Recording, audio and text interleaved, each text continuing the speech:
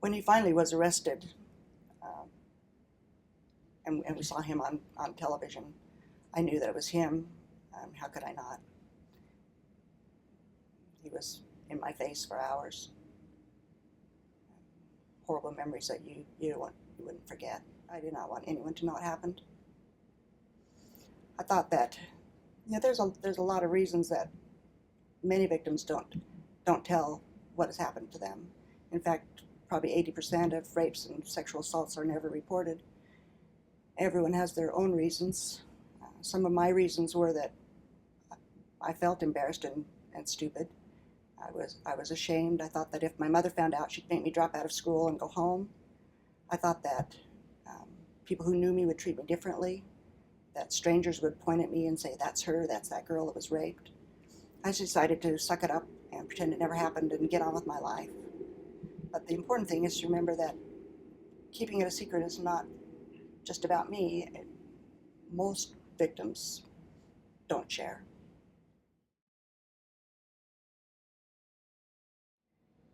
And that's when I began feeling personally responsible, like it was my fault. If I had come forward, maybe other people would have been warned, or he would have been captured sooner. Maybe no one else would have been injured or hurt. But also at that point, I didn't want to come forward because I didn't know what else I could add to the investigation, and my fears of being put in the public eye and focused upon kept me from doing that.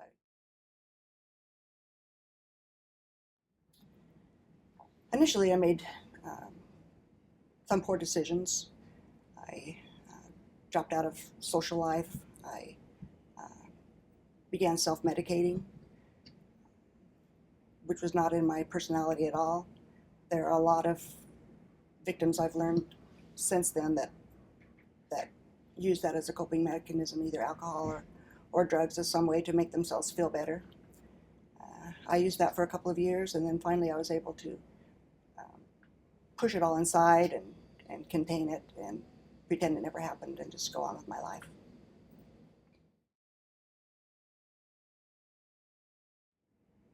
I had an encounter with some things that kind of triggered all of those old memories and brought the flooding to the surface where I couldn't conceal them anymore.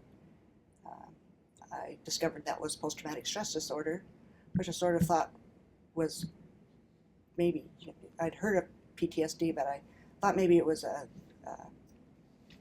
kind of depression that soldiers get from watching their friends get killed in battle.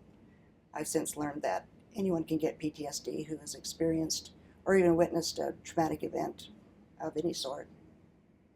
And I've learned that holding those feelings and emotions inside and never healing the emotional wounds of a trauma are one of the main risk factors for developing PTSD. And I've learned that the 80% of women don't ever tell, and that means there's a lot of victims who are carrying those heavy secrets and setting themselves up potentially for PTSD re-victimization.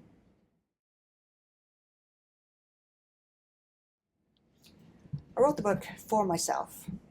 It was a way of my healing, taking all those jumbled feelings and emotions that are totally indescribable and putting them into words and sentences and paragraphs was beneficial to me.